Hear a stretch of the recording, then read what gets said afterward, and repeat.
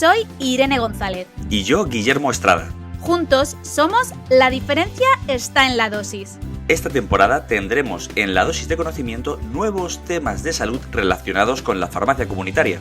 Pero no va a faltar la dosis de datos para ponernos al día. Y por supuesto la dosis de compañeros, donde tendremos en cuenta la opinión de quienes nos escucháis. Y cómo no, la tan esperada dosis de juego. Estás escuchando La diferencia está en la dosis, un programa hecho por farmacéuticos para farmacéuticos y otros profesionales de la salud. Este episodio se ha realizado gracias a la colaboración de Media Lab y ha sido grabado en sus estudios de la Universidad Camilo José Cela.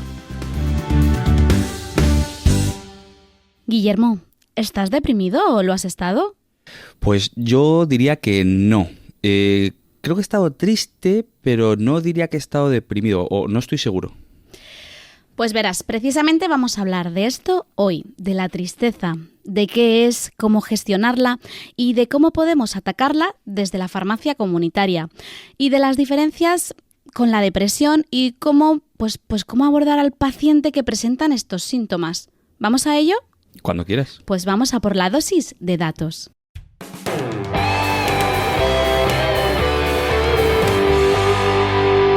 Vamos con la dosis de datos de hoy. Primero, la RAE define la tristeza como estado de ánimo que se caracteriza por un sentimiento de dolor o desilusión que incita al llanto. Segundo, según un estudio llevado a cabo por los investigadores Philippe Verduin y Saskia Laversen de la Universidad de Lovaina en Bélgica, la tristeza sería el sentimiento más duradero de cuántos experimentan los seres humanos. Estimaron que se necesitaban alrededor de 120 horas para completar su ciclo, 5 días. Tercero, la actividad física regular, una dieta saludable y la meditación también pueden ser útiles para manejar los sentimientos de tristeza y mejorar el bienestar emocional. Y cuarto y último, pues vamos a saltarnos de manera excepcional, Irene, nuestras reglas más sagradas para incluir un concepto pseudocientífico, el Blue Monday. Es un término dado al tercer lunes de enero, que es calificado como el día más triste del año. Y decimos pseudocientífico porque este término proviene de una ecuación que estableció un ex profesor de la Universidad de Leipzig, que nunca ha sido demostrada ni probada, pero como que estamos ya muy lejos de las vacaciones de Navidad, el final de mes empieza a acercarse y enero tenemos menos ingresos, están muy lejos las vacaciones de verano, cualquier otra tal. Entonces, el día más triste del año, el tercer lunes de enero. Guillermo, te he dejado saltarte un poco nuestra filosofía. Espero que no nos pase factura. No nos va a pasar factura, pero también he de decir que para mí todos los lunes son Blue Monday. Porque si llega invierno, a mí me cuesta levantarme lo que no está escrito, ¿eh? Es horroroso. Luego ya me animo con el café. Pero los lunes son tan complicados que seguro que ahora nos cuenta un poquito más nuestro invitado de hoy. Sí, sobre la tristeza, porque todo hay que decir que yo creo que todo el mundo ha pasado por algún momento triste, en mejor o peor. Y si no has pasado por algún momento triste o has estado triste, igual te lo tienes que hacer mirar. Hombre, en eso estoy completamente segura. Pero sin más, como tenemos mucho de qué hablar durante el día de hoy, vamos a pasar a la dosis de conocimiento.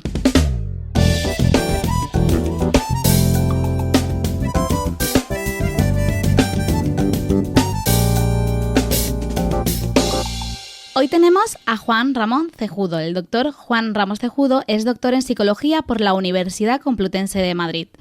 Especializado en trastornos de ansiedad, fobias y obsesiones, trastornos del estado de ánimo y adicciones, y es cofundador y CEO de la clínica Min Group, además del director del Laboratorio de Psicología Universitaria de Camilo José Cela. Bienvenido una vez más. Muchísimas gracias. Hay que añadir al currículum y ex colaborador de este programa en la primera temporada. Efectivamente. Cobras lo mismo que todos nosotros. Efectivamente. Bueno, Guillermo hoy se ha saltado un poco el guión y nos ha empezado a hablar sobre temas pseudocientíficos, hay que decirlo. Aquí Sí, Guillermo... ¿Sabes que me iba a pasar factura esto? No te voy a perdonar jamás. Es broma. Y bueno, por otro lado, queríamos empezar sobre cómo definimos la tristeza, si se puede medir o no, porque al final es universal, ¿no? Un poco se puede hablar de ello, pero lo de regular la tristeza, cómo gestionarla, cómo ¿Nos podrías hablar un poquito más de todo esto? Vamos a ver si tengo tiempo, que ya sabéis que yo me enrollo mucho. Yo te corto, que no. Bueno, la verdad es que me gustaría agradeceros un poco que me hayáis vuelto a invitar, ¿no?, a este podcast, que creo que hacéis un trabajo fantástico, y contaros un poco lo que pueda saber yo acerca de esto, ¿no? Bueno, la tristeza pues es un temazo, ¿no? Es decir, es una de las emociones más estudiadas en el laboratorio desde los años 60, 70, pues probablemente la que más, justo con el miedo, ¿no? Es fácil generar este tipo de emociones tan básicas.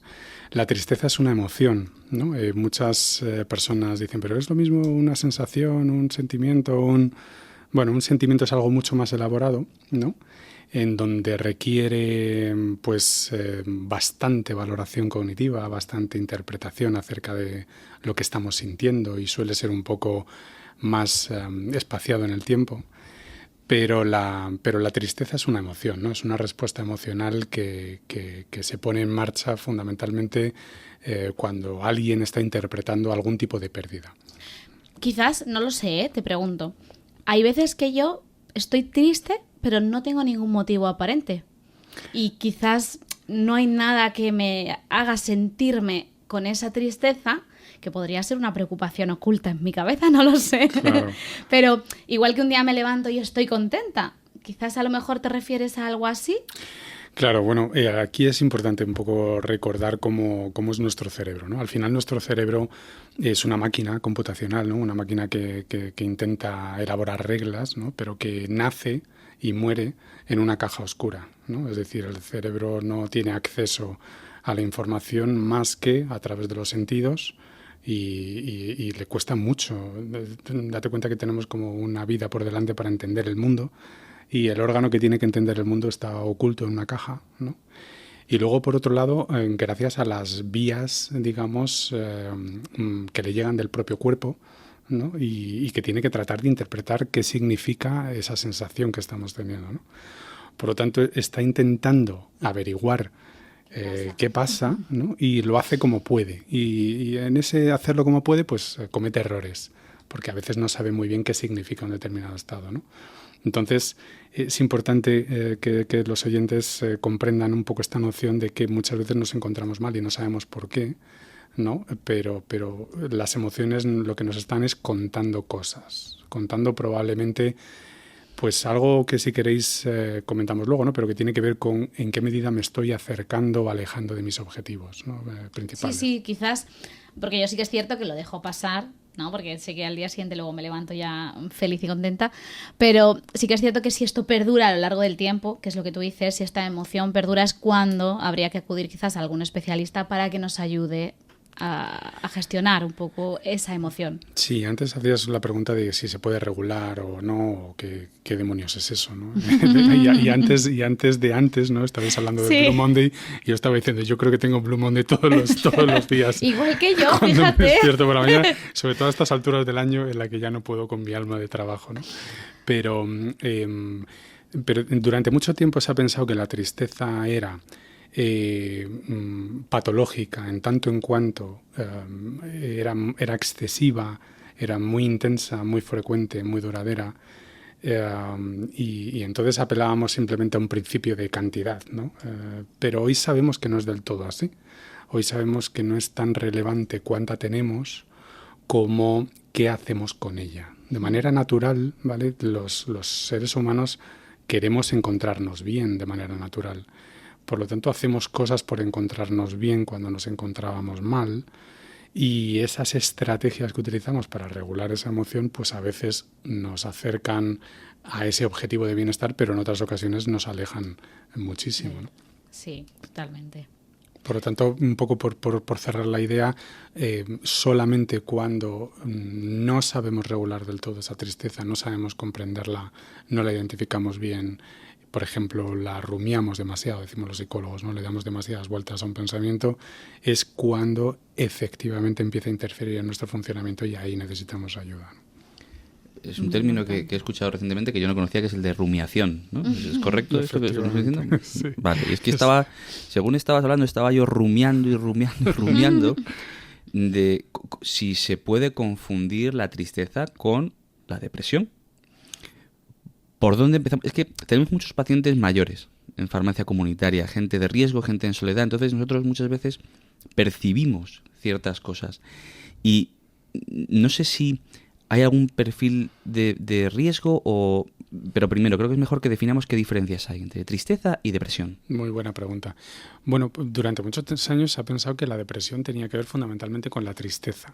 Y eso no es del todo cierto. Es decir, la depresión, una de las características esenciales de la depresión es el estado de ánimo triste, pero en muchas ocasiones, de hecho vosotros que trabajáis directamente con personas, ¿no? Pues os daréis cuenta de que no todo el mundo identifica que se esté encontrando con estado de ánimo negativo y sin embargo pues a lo mejor sí está desarrollando síntomas de la depresión, ¿no? O para una depresión. Por lo tanto, digamos, en el extremo de la tristeza no está la depresión, de la misma manera que en el extremo antagónico de la tristeza no está la felicidad. Es decir, es algo un poco más multidimensional, más complejo, en donde, bueno, pues una de las características del trastorno depresivo mayor tiene que ver con ese estado de ánimo negativo, pero hay muchos otros síntomas, ¿no? Por ejemplo, la hipersomnia, ¿no? Hay personas que duermen mucho y que nos lo preguntan, ¿no? Y dicen, ¿esto es normal, dormir tanto? O el insomnio, ¿no? El insomnio enseguida, como nos molesta tanto, pues es como que la gente lo tiene como más identificado, ¿no? De que esto puede ser un problema, ¿no? Y tengo que consultar al médico, a vosotros, etcétera, ¿no? Pero dormir mucho también es un problema, ¿eh? Efectivamente, es uno de los síntomas de la depresión, sí. ¿no? La hipersomnia, otros síntomas como trastornos musculoesqueléticos, como la falta de energía, el agotamiento y esos pensamientos negativos que de alguna manera se hacen rumiativos en los pacientes que sufren depresión, pero que hoy en día estamos encontrando que no solamente aparecen en el paciente con depresión, sino que las personas sin trastornos psicológicos, aquellas que utilizan ese tipo de estrategia de darle vueltas al pasado continuamente, pues podemos estar hablando de un buen factor de riesgo, ¿no? La rumiación como estilo cognitivo negativo que te predispone a padecer trastornos psicológicos. Genial. O sea, impresionante. no sé ya por dónde más seguir. Bueno, porque... nos vamos. Que no.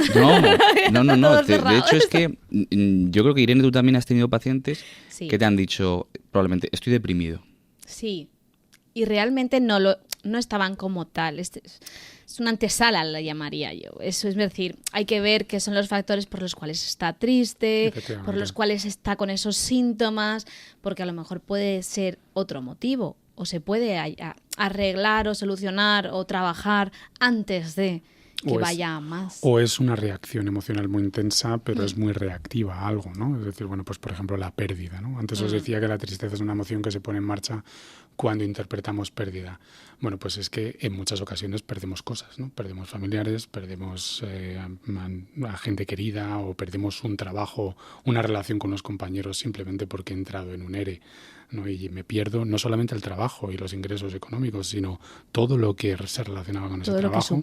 Son muchas pérdidas y es esperable, absolutamente esperable, que alguien reaccione con emociones tristes, ¿no? O sea, con tristeza y otro tipo de emociones, porque las emociones estaban ahí para alertarnos, ¿no? Por lo tanto, hay muchas personas que dicen estoy deprimido, pero realmente no tienen por qué estarlo y viceversa, ¿no? Vamos a encontrar personas que están profundamente deprimidas, que a lo mejor tienen lo que llamamos la distimia o trastorno distímico, ¿no? Que es algo más leve y más crónico, pero que pulula a lo largo de su vida, ¿no? Durante años, y no son conscientes de que es un trastorno psicológico. Porque hablabas de personas, ¿hay pacientes de riesgo? ¿Hay personas con más riesgo que otras de padecer estas tristezas o de derivar en otro tipo de problemas de salud mental? Sí, sí las hay. No suele ser muy bien acogido, ¿no? Cuando hablamos de factores de riesgo, ¿no? Porque la gente, mis alumnos en la universidad siempre dicen, me toca, no me toca, ¿no? Están un poco con esto. Pero uno de los factores de riesgo para padecer trastornos psicológicos, sobre todo emocionales, es ser mujer. Es decir, hay diferencias de género entre hombres y mujeres, aún no sabemos muy bien por qué. Es multicausal, hay muchas posibles explicaciones a este hecho, Pero hay un hecho,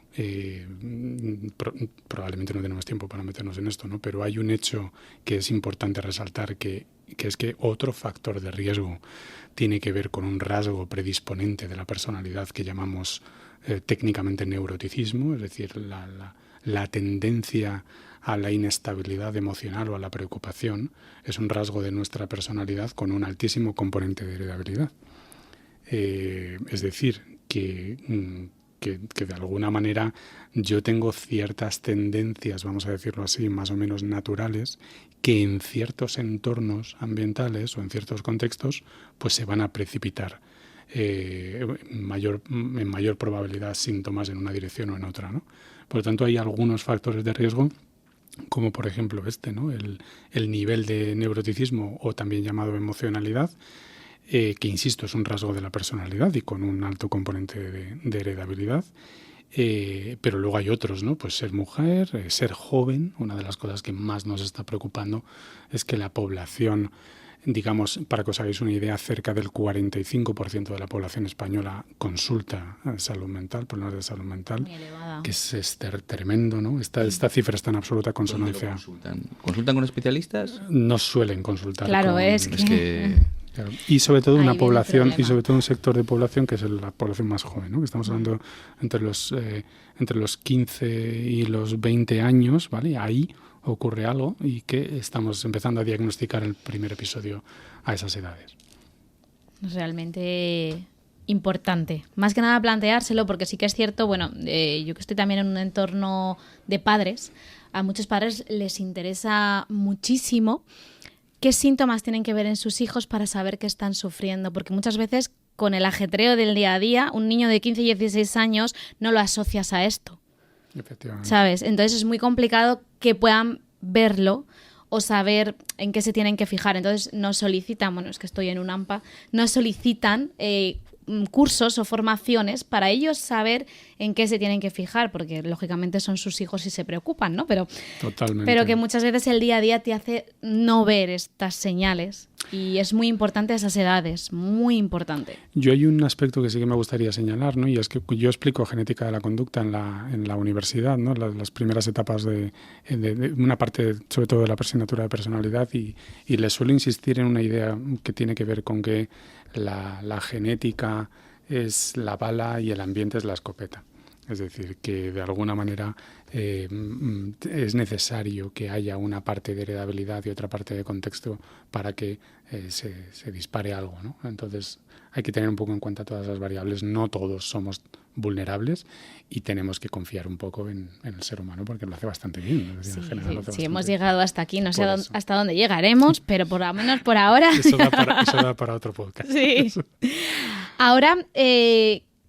que la tristeza, un poco otras preguntas así, ¿la tristeza requiere tratamiento psicológico o un tratamiento precoz, que yo creo que más o menos hemos hablado un poco de esto, sí que podría solucionarlo, eso está claro, problemas futuros, pero realmente hace falta, si yo me siento triste durante X tiempo, acudir a una ayuda, se puede decir un tratamiento psicológico, porque ya sabemos que estar triste no es estar deprimido, pero podría llegar a ser, lo que lo hemos hablado.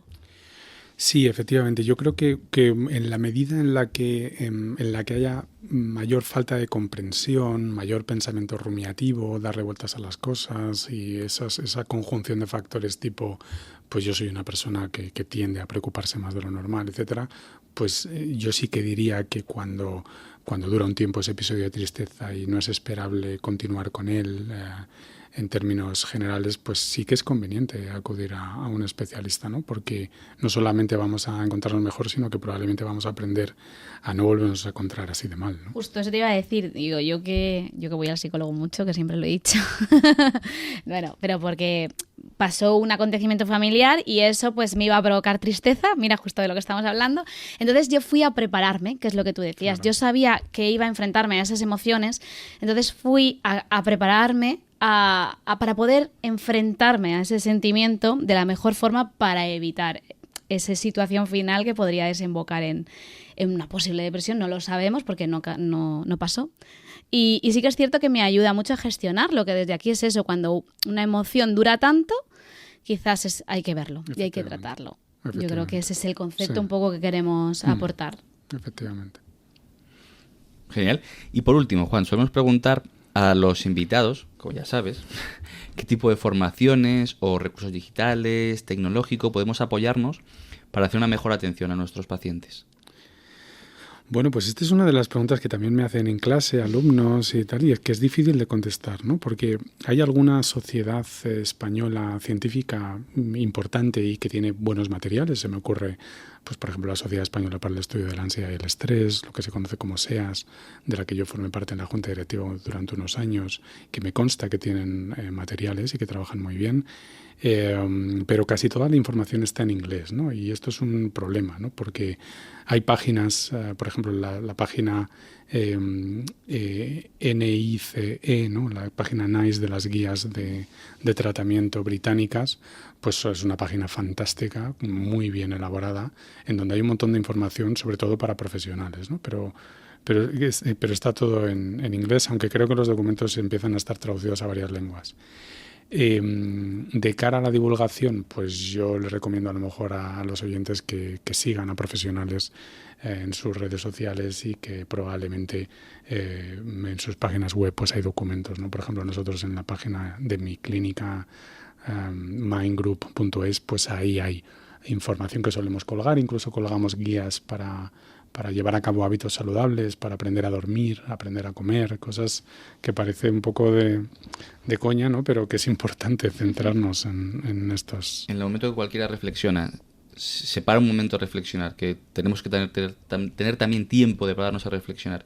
Si está comiendo bien, si está durmiendo bien, si está haciendo algo de actividad física, va a haber muy poquita gente que no sea realmente consciente de que lo está haciendo mal. Claro. No sé si todo, o un poco de alguna cosa, pero ese tipo de documentos yo creo que son importantes. Sí, un poco la rabia es que casi todo lo serio, ¿no? Está en inglés.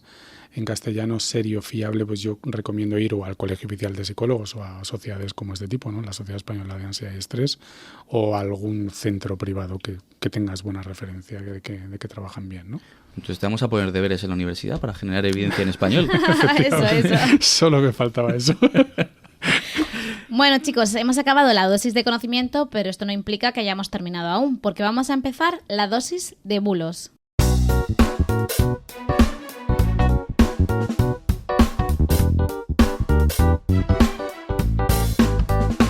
Pues Juan, te voy a contar un poquito porque tú ya sabes cómo va la dinámica. Hacemos una afirmación, nos dices si es bulo o verdad y nos lo explicas un poco el por qué. Así que vamos a empezar. Empiezo yo. La tristeza recurrente debe ser tratada como una depresión. Falso.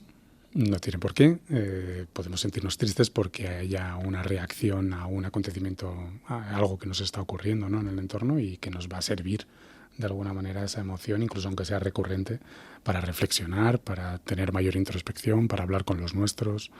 Qué interesante lo que dices, que estar triste no implica que sea malo, implica crecimiento personal. Efectivamente. Me encanta esa palabra. Me encanta. Si sabes regularlo y reconducir, Claro. ¿no? Si tienes las técnicas Exacto. adecuadas. Eso es como evolucionar en Pokémon. Perdonad. Ya, Irene, ya. Sí, ya me callo. De acuerdo, Juan, me toca. La tristeza es evitable. No estés triste. Bueno, este es uno de los... Falso, por supuesto, ¿no? Pero esto es terrible, ¿no? Porque esto es un mensaje que se está lanzando en general en las sociedades más occidentales, ¿no? En las sociedades orientales, las asiáticas, parece que lo manejan bastante mejor esto, ¿no? Porque no te dicen lo que tienes que sentir. Probablemente porque el budismo hace especial hincapié también en esto, ¿no? Y el sintoísmo, ¿no? Pero Más reflexivos. efectivamente, pero estamos como llenos de estos mensajes de, pues no estés triste, ¿no? Si tienes 3 hijos maravillosos, ¿no? Dices, esto es lo peor que le puedes decir a alguien que está triste, ¿no? Por tanto, falso y mucho cuidado también con esos mensajes. Sí. Tienes trabajo, tienes una salud más o menos en condiciones, tienes familia, pero no te ha pasado nada extremo en la vida. Sí. No tienes razones para estar triste. Quizás aquí la empatía, que a veces la confundimos, se podría utilizar para evitar lo que has dicho, ¿no? Lo de Claro. decir esa típica frase de ¿cómo vas a estar triste? si Sí. todo lo que tienes está perfecto. De hecho, un poco por insistir en esa idea, es que es una de las principales quejas que plantean los pacientes cuando vienen a nuestras consultas, es cómo es posible que me pase esto a mí, ¿no? Si tengo una mujer fantástica, unos hijos fantásticos y digo, bueno, pues porque menos mal que la naturaleza nos ha hecho así, y no porque nos vaya bien o mal nos vamos a deprimir, sino que depende de otros factores. Totalmente. Pues vamos a por la última. Al contrario que la depresión, la tristeza siempre tiene un motivo. Pues antes lo comentábamos, falso, ¿no? Antes lo comentábamos, ¿no? A veces no sabemos por qué, pero yo me estoy encontrando mal, ¿no? Y probablemente tu cuerpo sí sabe algo, pero que tú seas consciente de eso es algo muy diferente. Hay un salto enorme, hay una brecha enorme ahí, y probablemente tú no eres consciente de por qué, pero te has levantado triste. Y yo creo que la pregunta que habría que hacerse en esa situación es, bueno, ¿puedo hacer algo por intentar mejorar mi estado de ánimo a lo largo del día de hoy? Pues probablemente contestar la llamada de tu amiga pues va a hacer algo por distraerte y por regular mejor esa emoción, que centrarte en por qué me encuentro como me encuentro. Vale. Totalmente. Me interesa esto. Mm. Irene, ¿tú cómo sales del Blue Monday de cada lunes? Primero con el café, si no, no puedo ni hablar. Y nada, sin más, me pongo a trabajar y se me olvida todo. Quizás sea un problema, porque utilizo el trabajo como forma de no acordarme de algunas cosas. Pero normalmente utilizo el trabajo. Una solución para cada problema y un problema para cada solución. Sí, ¿y tú? Y bueno, ahora toca Juan. Yo Venga, estoy aquí vale. ahora, o sea, que se moje Juan primero. Pues yo necesito 1 litro de café, fundamentalmente, para empezar. Porque tenemos una alta dependencia en esta A la mesa. cafeína. Luego, si queréis, hablamos de sustancias, ¿no? Pero hay un aspecto fundamental que tiene que ver con que probablemente uno de los elementos que mejor funcionan como regulador de las emociones tiene que ver con el deporte, ¿no? Con la actividad física. A veces es simplemente levantarte del despacho o de donde estés, ¿no? Salir a la calle, pasear al perro, airearte, y a veces es caminar por la Gran Vía, ¿no? Es decir, es esto de la actividad motriz. Aún no sabemos muy bien por qué ocurre. Hay alguna hipótesis, pero aún no sabemos muy bien por qué ocurre, pero hay cosas que podemos hacer por mejorar nuestro afecto, ¿no? Un poco en el corto plazo, y este tipo de cosas funcionan, ¿no? Yo personalmente, pues rápidamente me subo a la bicicleta, o me voy a correr, o hago, por ejemplo, música, ¿no? Que la música pues es fantástica igual para desconectar y ayuda mucho, ¿no? ¿Y tú? No Pensaba te que me iba a ayudar. escapas. No, yo, a lo mejor Juan se ríe, pero yo hago todo eso que dice Juan en mi cabeza. Hace años, bueno, pues yo tuve unos momentos de ansiedad, una serie de crisis y demás importantes, y empecé a meditar.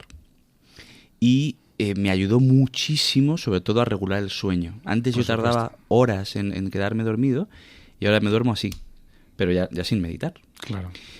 Y cuando tengo alguno de esos momentos de bajón o de no sé qué hacer, leí un libro de Anthony Blake, no sé si os suena, Sí. un mago mentalista, ¿no? Yo también fui muy friki de la magia en su día, y los 13 escalones del mentalismo y cosas de este estilo. Entonces él en este libro yo me quedé con 2 cosas. Una, que explicaba cómo encontrar sitio para aparcar cuando estás saliendo de casa. Entonces él te serio? pedía, te lo juro, él te pedía que visualizaras La el plaza. aparcamiento donde tú ibas a aparcar al sitio en el que ibas a llegar, ¿no? Esto me ha funcionado bastante, de deciros, excepto en una zona concreta de Madrid que es como mi kriptonita. Y luego hablaba sobre construir un espacio mental. No sé si habéis visto una película que se llama El cazador de sueños, Yo hago eso. y pues a mí me ha funcionado A mí muchísimo, también. me funciona muchísimo. Yo cada vez que me pasa alguna cosa de estas, me monto en mi coche mental, llego a la entrada del camino de mi casa mental, que además la tengo llena de cipreses. Voy andando, no uso el coche para llegar hasta la casa, entro a la casa y a partir de ahí ya todo va mucho mejor. Yo lo de la casa mental la uso desde Sí, sí. 13 años, no sé. Y me funciona muy bien para dormir. Que yo no digo, insisto, por eso decía que igual Juan se ríe. No, no, porque... no, en absoluto. O sea, en absoluto. Es decir, es que, bueno, has hablado de la meditación, de todo este tipo de técnicas de, bueno, pues intentar regular la activación psicofisiológica por medio de la atención plena, etcétera. pues es que todo esto es fantástico. Es decir, es que esto funciona, claro que funciona. El único problema, lo único que criticamos desde los ámbitos más académicos es cuando se ha llegado a decir que funciona para todo o que no es muy así. puntual y muy... No sé si estoy introduciendo otro concepto pseudocientífico. Ya, un poquito sí, has hablado de magia, salvo lo de la magia. Con el Blue Monday, he seguido con la magia y ahora esto. En este programa te estás perdiendo. Pues entonces lo cerramos. Muchas gracias, Juan, por compartir este episodio con nosotros. Si nuestros oyentes quieren encontrarte, ¿cómo pueden hacerlo? Pues estoy en Twitter, @RamosCejudo. Estoy en Instagram también porque me han obligado. ¿Esto es nuevo? No me sonaba. Te seguiremos. Yo odio ese algoritmo, pero estoy ahí por necesidad, que es Juan-Ramos-Cejudo.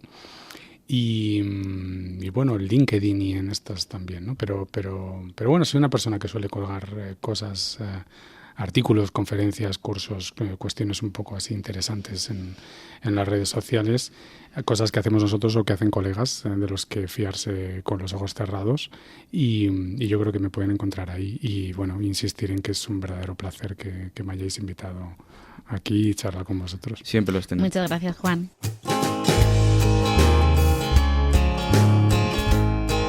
Recordad que nos podéis escuchar en vuestra plataforma de audio favorita y encontrarnos en redes sociales como @boticonsejo y @Guillermo Estrada. Y por supuesto @La diferencia está en la dosis. Para participar podéis hacerlo en el programa a través de notas de audio. Recordad que sean de como mucho, como máximo 1 o 2 minutos y que tengan buena calidad de sonido.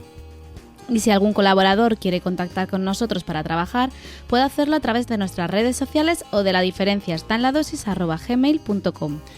Y recuerda que si te ha gustado el episodio puedes compartirlo, puedes recomendarnos, puedes hacernos alguna crítica buena, incluso alguna crítica negativa, pero siempre con la dosis adecuada de mala leche, porque recuerda que la diferencia está en la dosis.